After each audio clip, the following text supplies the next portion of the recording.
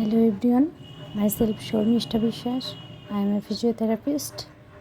তো আজকে কথা বলবো স্ট্রোক পরবর্তী প্যারালাইসিস পেশেন্টকে আপনারা বাড়িতে কোন কোন এক্সারসাইজের মাধ্যমে দ্রুত রিকভারি করতে পারবেন। ধরেন এমন জায়গায় মানুষ এখনও বসবাস করে, হয়তো সেই জায়গায় ভালো কোনো ফিজিওথেরাপিস্ট নেই, তো বাড়িতে যে কোনো সদস্য আপনারা এই এক্সারসাইজগুলো দেখে দেখে করাতে পারেন।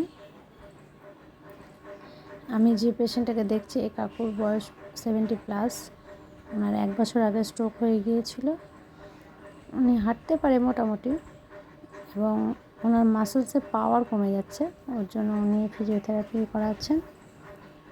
তো আমি ওনাকে পায়ে যে এক্সারসাইজগুলো করাচ্ছি, এটা পায়ের কোর মাসেলস যেটা আছে আমাদের হিপ জয়েন্টে, মাসেলসের পাওয়ার ফিরিয়ে আনার জন্য এই কোর মাসেলসের এক্সারসাইজ।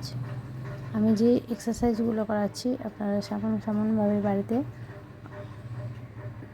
অবশ্যই করাবেন, এবং দীর্ঘদিন করাতে করাতে আপনারা অবশ্যই রেজাল্ট পাবেন।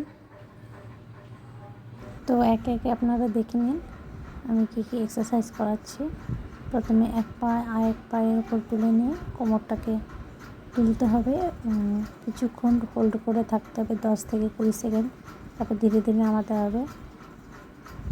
এটা 10 বার করে করবেন, 10 থেকে 20 বার, দিনে 2 বার করে।